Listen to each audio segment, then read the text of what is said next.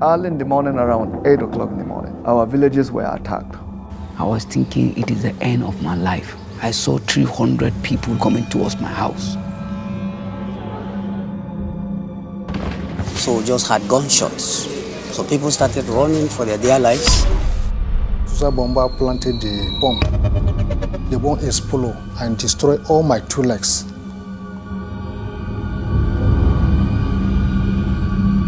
I saw 2 people standing with AK-47. They disguised themselves. Some wear the uniform, the military uniform. Before you know it, they started shooting.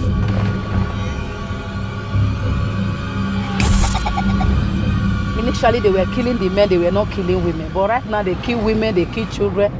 They will kill a pregnant woman and bring her the fructose and slice the fructose like vegetable. They are kidnapping girls, killing men, and snatching children. Forced to flee their homes from an unnecessary war and a senseless campaign of violence, more than 40 million people across the world have become displaced, forgotten, and traumatized in their own nation. Jos is the headquarters of Plateau State. About 1 million or less, about 1 million. Though before the crisis, it was far less. But with the crisis now, people are moving from the upper northern parts of the country, running down to Jos. So Jos is heavily populated now by displaced people, of course.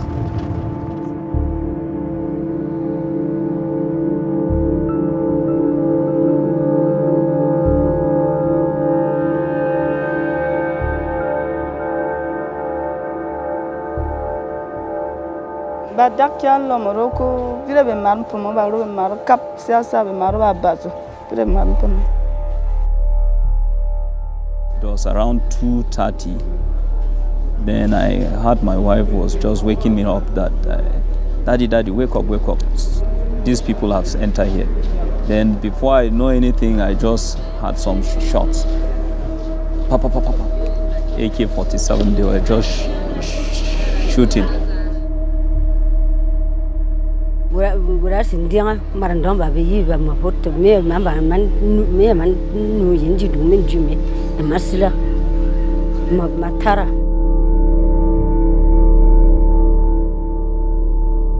Even the police college is being barricaded. They've been attacked severally. So if the cops are afraid, what do you think about the populace? Somebody in Denmark wrote a cartoon to mock Muhammad. I don't know where Denmark is. And before we know it, I saw 300 people coming towards, almost 300 people coming towards my house.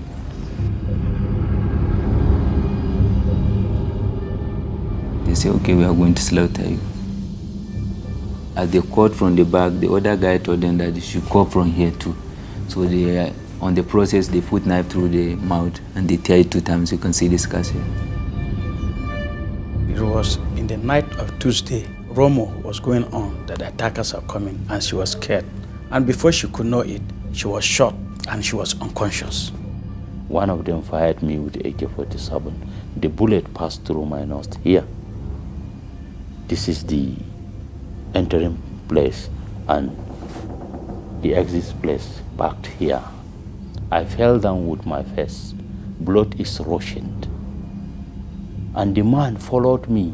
He stepped on me 2 times to know whether I'm still alive. And he found that I'm dead because my head is already opened. The conflict in the northeastern Nigeria has left more than 2 million people displaced, pushing food insecurity and malnutrition to emergency levels.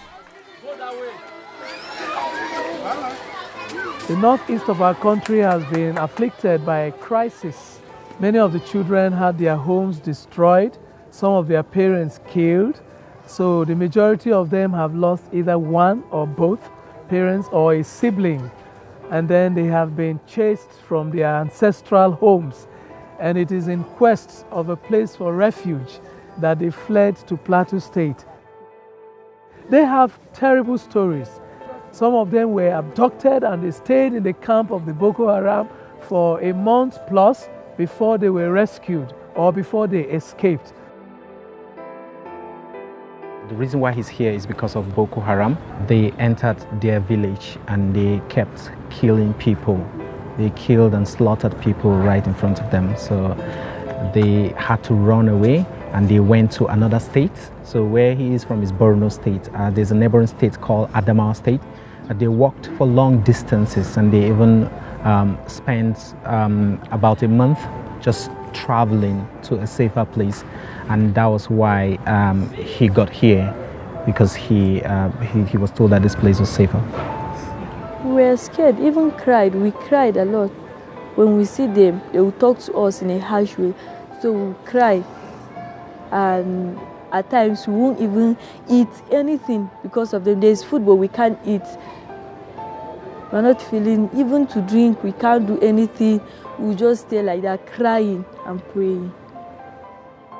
When they meet you in your house, they will kill you. When they find even your mother or girls like we, they will arrest you. They have one forest, Sambisa forest, they will take you there and you will be their wife, you will suffer. On a very bad day, a child only needs to start crying and lamenting what happened to a father or a mother or a sibling, and very soon the thing spreads like wildfire because every child remembers somebody they lost in the past. They killed his friends and relatives' parents, so it affected him too, and he saw the killings.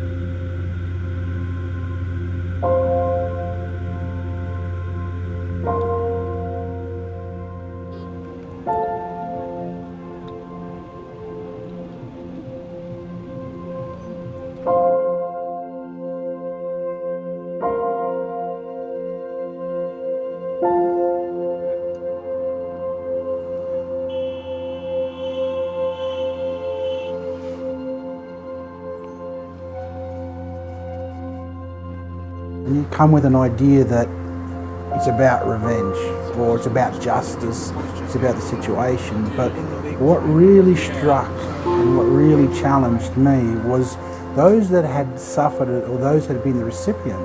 Their reaction wasn't a call for justice, it was an outpouring of love. They've been severely traumatized, and each time they are shown love, they respond wonderfully. They want to be loved. The greatest thing that we can be able to win the war with is love. Going to the Muslim areas, going with clothes, shoes, relief materials, treatments and all. We've been working the last few years. We've shipped containers of medical, education and other aid into Malawi, Zambia, Swaziland, Tanzania, and recently into Nigeria as well.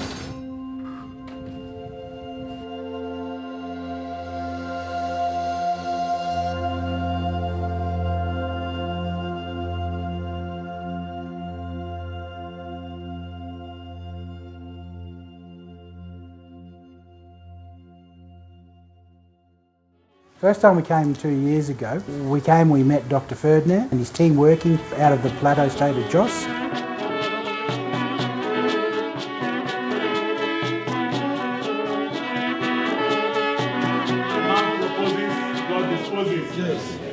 And I believe, according to the chairman, well, I'm Reverend Dr. Ferdinand Oriazowan. I'm a medical missionary and we run missions. I travel with my wife most times. I have a team of doctors, 2 doctors officially that travels with me. about 3 or 4 volunteers. We're getting our things prepared to start the work of the day.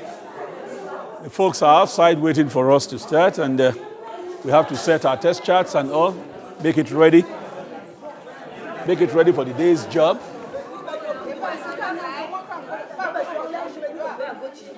The majority of the people here have eye problems, leading from glaucoma, cataracts, and styles. The other cases that we can't handle here, we refer back to the hospital, though there's no eye hospital here. But then other minor ailments I handle here.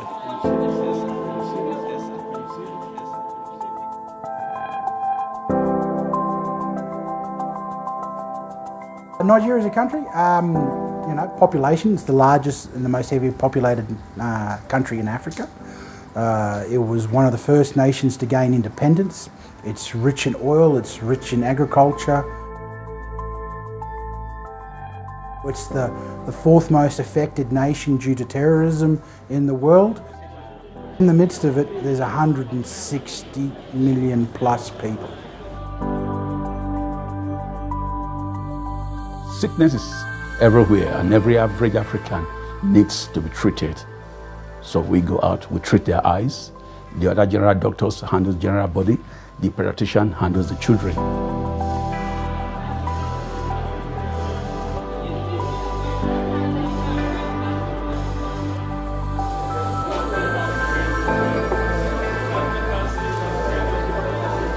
Look up, Baba. My dear. Open.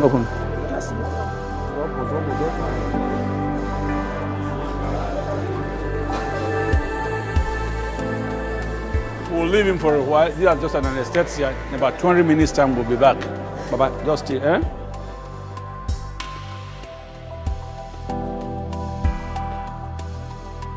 Yeah, the guy had some foreign bodies in the eye. He's a farmer. And they said for quite some time, that spike has been inside the eyes. So we have to remove the foreign body. I think he should be okay by now. The reward and the impact in people's lives is amazing. Like, we just watched an old man have a spine that was in his eye for more than a year removed today. You know, last night there was a young girl that had a conjunctivitis for 6 years. You know, basic things that we take for granted that should be fixed with one trip to the chemist. You know, you got a young girl living 6 years with conjunctivitis, and a man with a plant thorn in his eye for 12 months. You know, and it's those impacts, it's those encounters with people that's going to change this nation.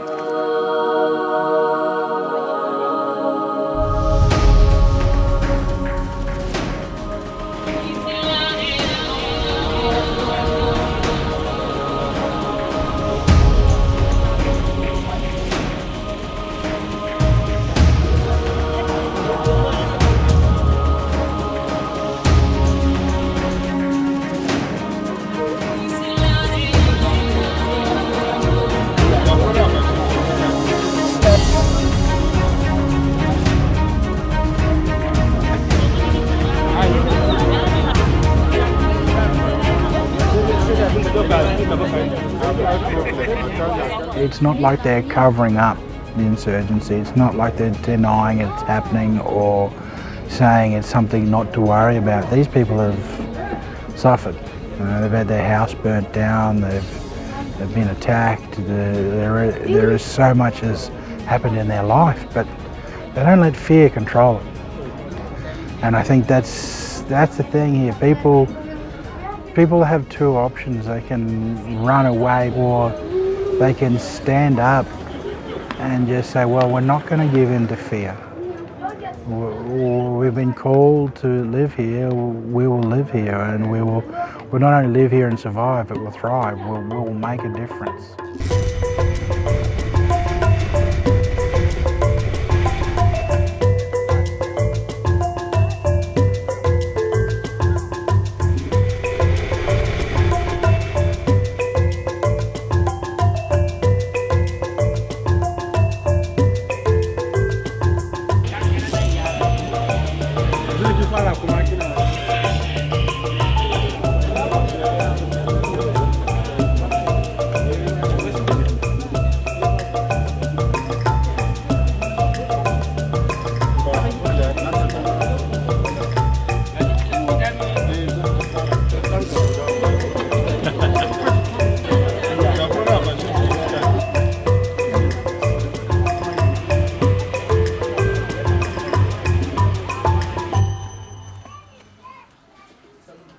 You're going to tell me the difference, whether it is clearer or it is worse. Look up. Or this way. It's better this one. It's better this way. Okay, go. Okay. W. Uh-huh. If facing this side. Mm-hmm. Yeah. Mm-hmm. W. Mm-hmm. House of Rechab is home to 207 children. It houses orphans and vulnerable children, the majority of them internally displaced children. 0.0052.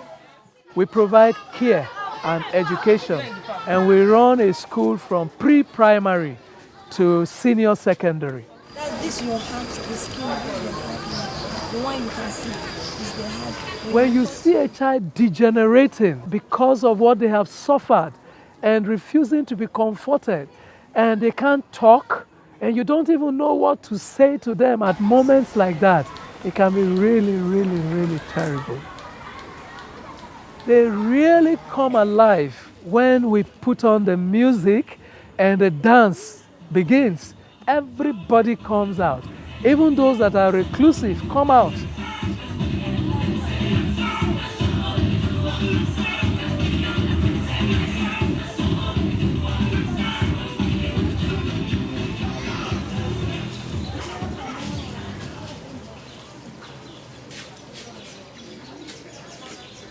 We delayed our trip to this nation 7 months, as I myself had to process, to overcome a fear. These are the other wheelchairs that were brought. They are to set of hospital beds. You can come across scary situations, but being in a situation where your life is in the hands of another one,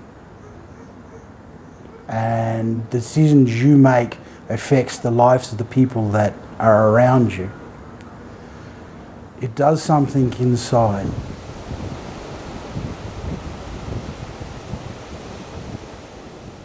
We're on the shores of Lake Malawi. We're actually at a resort, and a little bit after midnight, while I was sleeping on the patio enjoying the tropical warm air in what I thought was a safe location in a resort with a wall fence and security guards, what I thought was my brother-in-law and other Zambian teammates coming into the room was armed bandits. They quickly showed me their pistols and demonstrated that they had ammunition,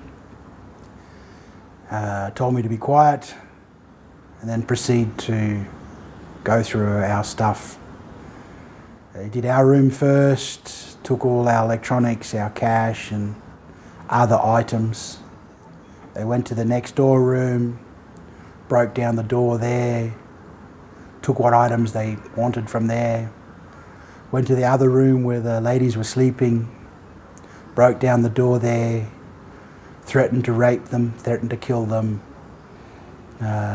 took what they had. So it wasn't 5 minutes, it was well over an hour. Then as the time when they had finished what they had gained, what they wanted to gain, they came back into our room and told me to come with them. At that point in time, I just said no. I just said no. A lot of people are being killed. A lot of people are being banned. A lot of people are being rendered homeless. Like in Jos right now, a lot of people are being are rendered homeless. Oh, hello. Take a look. Take a look. Take a look that way. That is where we will say that the house that got burnt. Slow down. Look at the houses here. Okay, we went out, and before we came back, there was already fire. Not just my home. We had 3 houses in the same condominium, and they couldn't arrest the fire. Good enough, ours happened in the afternoon. Others, most houses get burnt in the night. And they are being burnt by children, youths, small boys, with keg of fuel, and they set the house ablaze. A lot of people have been killed inside the house. They will lock them in and set the house ablaze.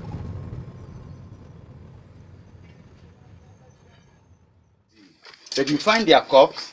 They find the cup, they have already burned it. It's just the ashes. It's just the ashes that were buried. I cannot even identify my wife. It's only the skirt that she wore. That I understand that this is my wife's skirt.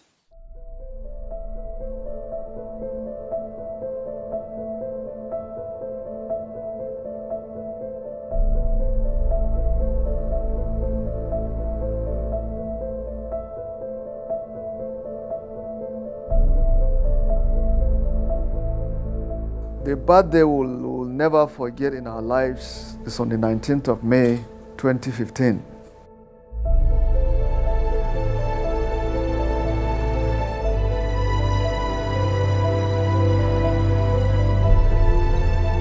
Early in the morning, around 8 o'clock in the morning, our villages were attacked. 5 villages were attacked at the same time. All the houses were destroyed. They were all burnt.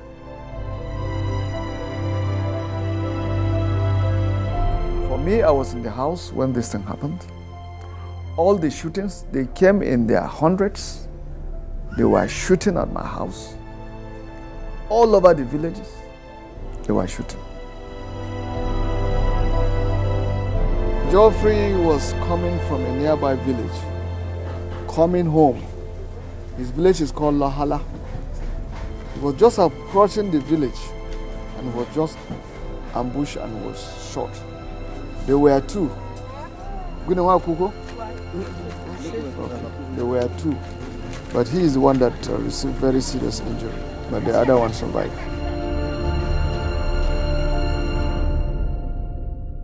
We went to the King's Palace where a lot of people took refuge. That was the place that had a secure wall fence where people would run to, and to see that it was gutted and destroyed.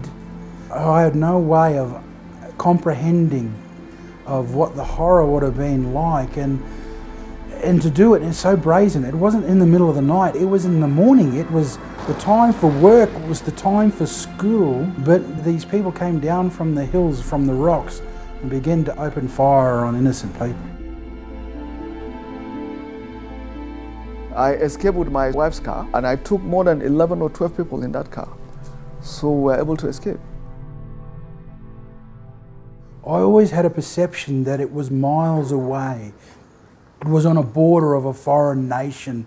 It was, days and days of driving, but you're literally minutes from a highway. You are only an hour's drive from a city of more than 1 million people. And here we're having an attack just so close to what we would consider normal life. This is going on.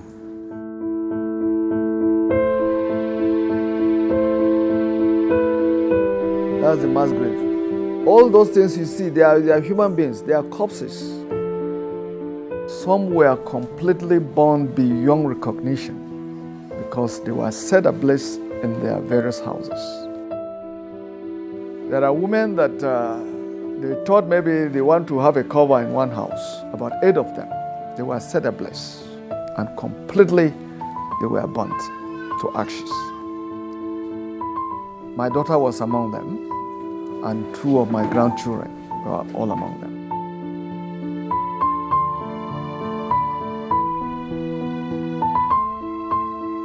Every day, it's a real threat. We talk about how that was in the past, but as we drove down, they refresh us in that last month, 3 people were killed at this section of the road. The Saturday night, 2 nights prior, someone else was killed. It's a crisis that continues day in, day out. It's a real threat.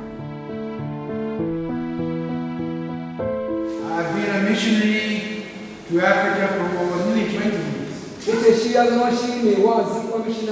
An IDP camp is but a name, but it's an aggregation of people that have fled their homes, their villages, and basically living where they can find refuge.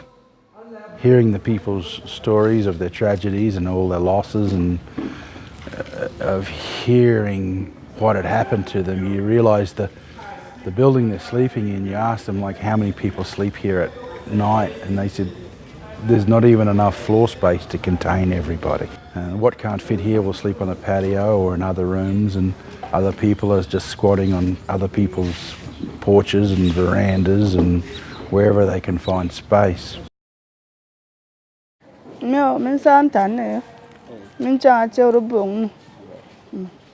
Nyam jande chema te ku ni mi kinim ga meria ku tung ba pe le ku diga tamu bu ku ya jam ku ma hen dinga ngok to le zo.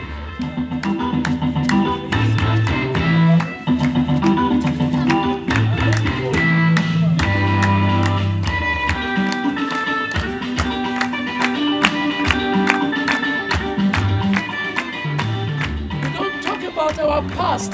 Not that we have not forgotten it. We know where we are coming from, but we don't dwell on it. Yeah. We are looking at the possibilities. People here are dreaming to be pastors, preachers, engineers, pilots, medical doctors, and all kinds of things. We believe them. I am happy to see myself here, learning and improving, knowing what I didn't know before. But I'm also sad that there are some of our people back there in Gaza. Some of them, we are always hearing the news, this person has been killed, this person has been killed. So, and there are some in the rocks, they hide themselves in the mountains. They don't have food to eat, anything to do. So if we remember that, we are a bit feeling sad. We are not happy complete. It's better for him here than it was there, because there they hardly sleep because it's always shooting. They always hear the gunshots, and people are always running and always scared. But here it's better. What I think about them?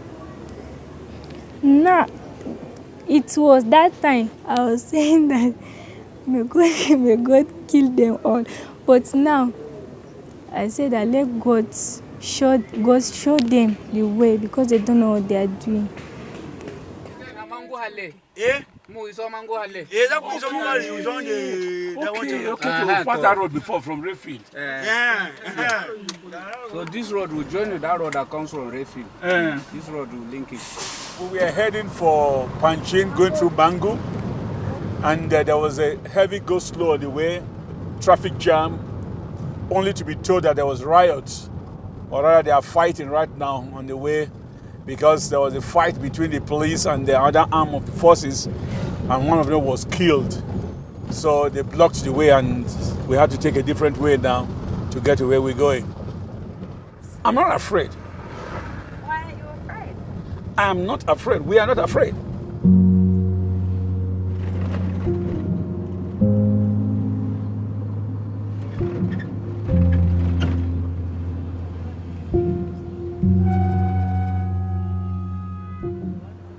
To have faced a situation where your life was in threat at gunpoint, it's something I never want to go through again.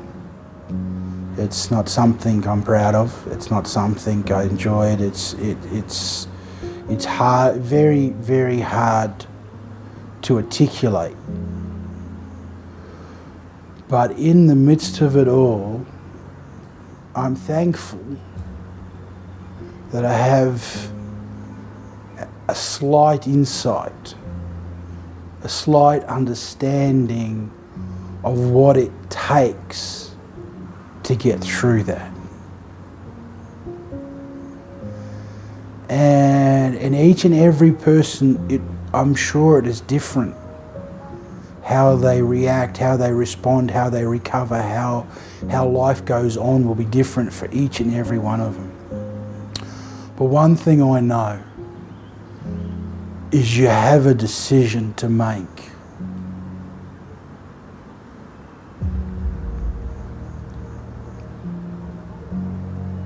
Whether you let it beat you, or whether you let it inspire you. And that's the fortitude And I guess that's the character that must have to well up. The inner strength a person needs to overcome that. And for us and for me, the people that were involved in our small, tiny incident, the fortitude that we had to draw upon would be in a measure so much smaller than the people that I've encountered here.